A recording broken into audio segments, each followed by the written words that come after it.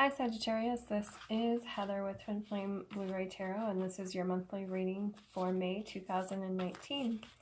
I hope that April went very well for all of you, and that life is going well for you across all areas of your life. Getting a lot of repeat cards this month, so watch your Sun, Moon, and Rising if you are called to do that. There's a lot of cross messages. I have also started doing a meditation for each sign, and as soon as I get the cards down, I will tell you about that.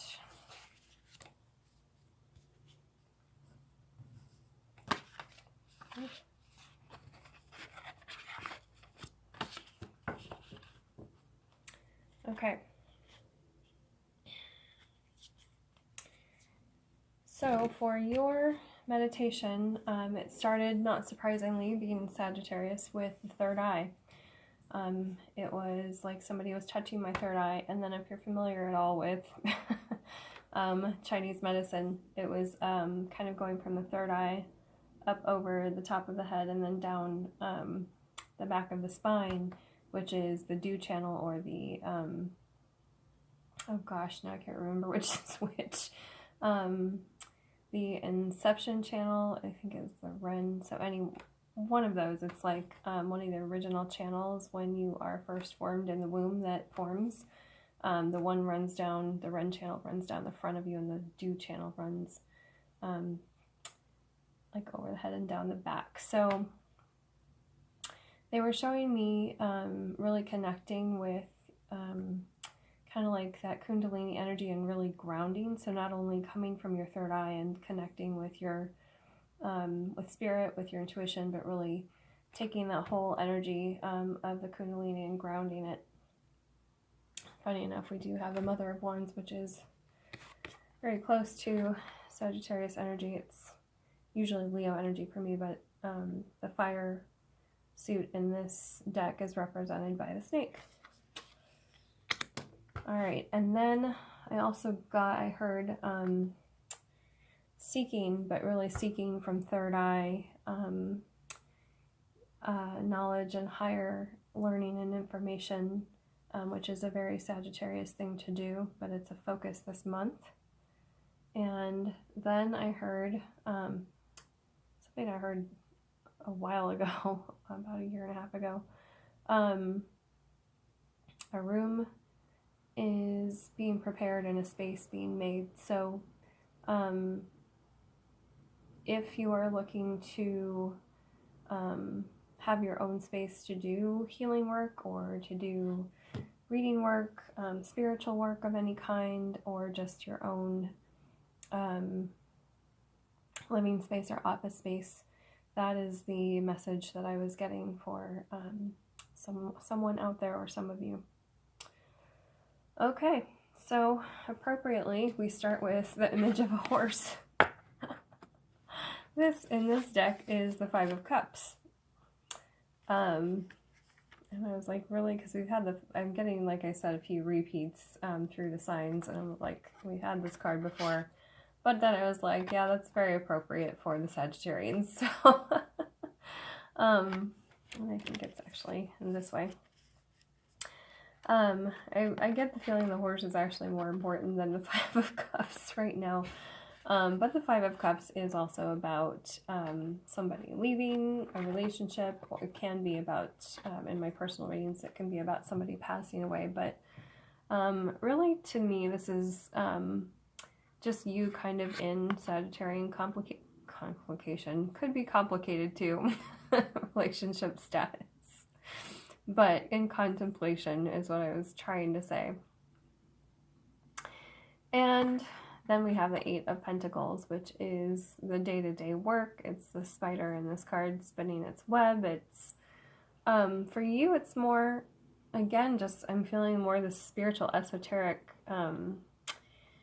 type work going on within yourself. It's very interesting. This is usually physical, like day-to-day work for the Eight of Pentacles, but this for me in this reading is really more about even look up, I'm hearing even look up spider totem, which is very powerful. It's definitely been one of my totems, and they're such amazing and strong creatures, and they spin such intricate webs, and I've heard their web material is stronger than a strand of silk, if I'm not mistaken. It really speaks to the strength of what you're doing at the moment, if that makes sense to you guys. Yeah, it's all very spiritual in the beginning, first week of the month here. And that actually, does go back to the third eye message I was really getting. Okay, then you get the Hierophant too. All right. The Queen or Mother of Wands, which is very fiery, represents fire signs, so that's you kind of really in your upright. And the snake, we can talk about that again as being Kundalini energy, and really focusing on, their bellies are always on the ground, so really grounding, not only seeing from your third eye and seeking higher knowledge, which the Hierophant does. I mean, he is kind of like the high priest of the group. He's really a Sagittarian card, so he's in reverse at the moment. It goes back to that seeking information card. Like if you're feeling off or lost about something, really seeking an answer for something in your life, it's really just, for you guys, it's meditation and getting out in nature and really being alone with yourself. I have a Sagittarius North Node, so I know it's all about just channeling your intuition and your information from spirit. So really spending time alone and just contemplating instead of spinning, if you're, feeling like things are just crazy and spinning out of control, just really spending time alone. And that can be hard for a Sag to do sometimes, because you guys are also the thrill seekers and the fun lovers, and always go, go, go. And you guys are always exciting and doing something new and fiery and passionate. But sometimes it's good to work with that internally. And that's the Kundalini. That's the fire that rises up the spine and goes to the third eye. And in ancient Egyptian cultures, that's the snake that comes out of the third eye area if they're wearing like one of the headpieces. So really maybe learning about that or meditating on that will help you in this second week to really just kind of get back to your own center.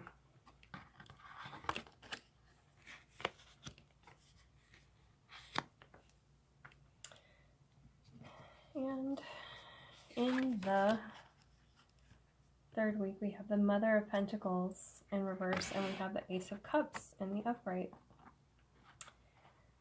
And Mother of Pentacles, she is for me, the Taurus energy, but it's the earth signs, Taurus, Virgo, Cap. And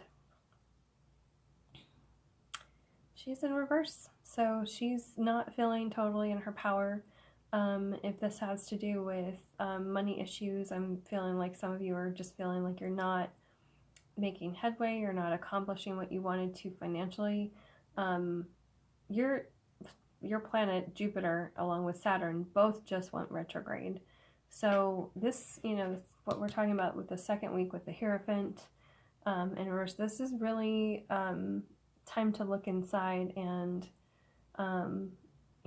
especially when your own planet is retrograde, it's really a good time to focus internally and take a step back and look at things from the bigger perspective, see the forest for the trees. And again, I just keep getting out in nature for you guys. So yeah, this grounding, this is feeling ungrounded when she's in the reverse. And then we have the Ace of Cups, which is new beginnings in love. There's no shortage of that for the Sagittarius people that I know. There's usually a new adventure in love around each corner. But this, in the third week, talks about a new offer of love, a new beginning in love. Can be something new that you're passionate about, with career or soul path and life purpose. But this is really,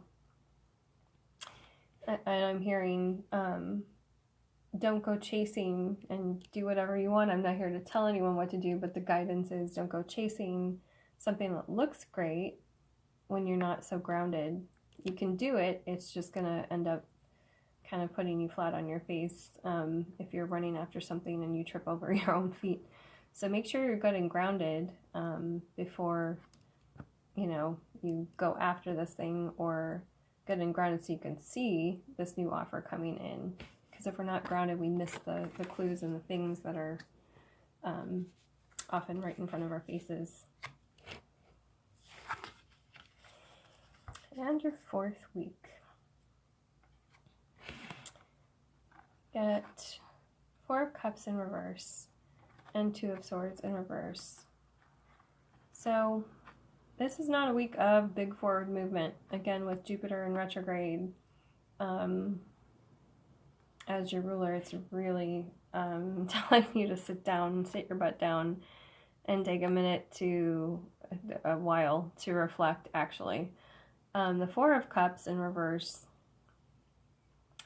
For me, this is always a card of, and I think this may just be me, but my interpretation part of it is not listening to outside influences telling you about a relationship or what to do with your life.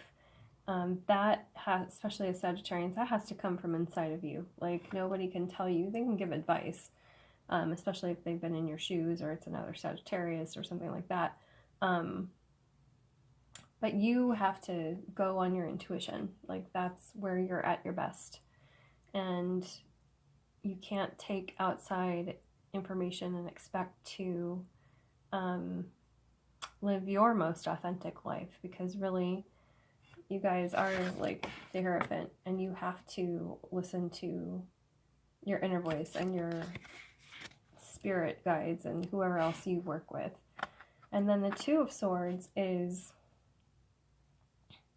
in the upright, it's about making a decision and moving forward. So again, this is not the moment to move forward with anything. This is a pause moment and a contemplation moment, and the decisions will come, like the movement forward will come. Just give it another bit here before you jump into anything. Yeah, this, no wonder they were showing me the meditation that they did, my guides, because this month is really about getting grounded for you. And I'm not sure if that has to do with your planet in retrograde. We also have Saturn and Pluto hanging out with the South Node, which is clearing a lot of karma. It's throwing a lot of people off balance because it is clearing so much out for all of us. There's just, I know for me personally, I've had just the strangest path. It's kind of like I'm getting used to these retrograde and South Node energies and what they bring up now. It's not just Mercury retrograde. It's memories from all across my life and just the weirdest things. So I don't know if you guys have been experiencing this too, but it's part of like the karmic clearing, like going through those times in your life and those lessons, and making sure that that you've dealt with the things, the emotional things that come up with those. Yeah, so there's just a lot of clearing right now. Okay. If you saw me flip cards over, I've been trying to get fresh cards for everyone, and I know there's going to be cross cards, but there's so many cards in this deck, and I'm only pulling 2 for each sign. So when I've had, like, that dragon card has tried to come out for everybody. So if you want to look at that, it did pop out for you. It's in several other readings, and I've read the description of it twice already, so I'm leaving that in the pile. But definitely you can go back and look at, like I said, I'll have the pictures of all of the spreads on Instagram so you can see who's got what, and listen to the end of whatever readings those are, because that's where I'll be doing the oracle cards. But You get the golden egg. I was putting me upright. He came out in reverse. You get 2 spirit cards. Somebody else had this 2 spirit card thing going on. It's very, very, very powerful. Spirit is trying to just like get your attention this month and working with your chakras, your energy, your kundalini, your third eye. The unicorn is the third eye chakra. And I forget what the golden egg is, so let's look that up. I'm going to read the scriptures. Going back to my religious days when I grew up. Descriptions from this book, because they're so powerful, especially for these spirit cards. Okay, I flipped right to it. Golden egg is the 4th chakra, which is the heart chakra. Okay. We have the heart chakra and the third eye this month, Sag. Message at the center of the heart, the unstruck sound. Within the golden egg lives a precious sound. Deep within that sound resides a message. The sound cannot be heard, nor the message discerned, until we retreat from the noise of modern day life. What were we talking about for you? This is right on point. The magical essence of the golden egg needs warmth, quiet, and time to unfold. No rushing, pushing, or grasping. Find a place of deep and restful ease, perhaps through yoga nidra or meditation. If you do not yet have a meditation practice, take some time for introspection or contemplation. That is the word I used. When the mind begins to settle and the breath is calm, ask the question that weighs heaviest on your heart, staying open to any response you hear. Engaging with the energy of the golden egg is an advanced practice. It requires becoming intimate with our very essence and comfortable with vulnerability. When a feeling of tenderness or gratitude arises from deep within you, you know that you're well on your way. Your chest may swell like you are seeing an old friend that's been away for a long, long time. Listen to the message that they've been waiting to tell you. And this is the image that goes along with the golden egg. Okay, you guys need some serious meditation time and nature contemplation time this month, apparently. And a unicorn. I would say it's my favorite card, which is what they're like all my favorite cards in this deck. They're so amazing. Okay, unicorn, reconnecting to higher wisdom or divinity. It's difficult to see, hear, or think of a unicorn without immediately questioning if it's real. Did they ever exist, perhaps long, long ago? The mind answers maybe, or it could be, or no way. This very contemplation explains our relationship with divinity and encapsulates our wavering belief in the unicorn. We wonder what divinity is. We wonder where our intuition comes from and if we can really trust it. We think about a higher power, and our mind hesitates between yes, no, and maybe. Is it male or female? Does it have a name? Is it just a feeling? The unicorn card appears and wakes us up to curiosity about the higher self and the divine. It is a card of questioning, exploring, and contemplating the inexplicable. The mind's eye knows there is something beyond our day-to-day lives, a deeper dimension to our experiences. The mind's eye reaches and reaches and reaches out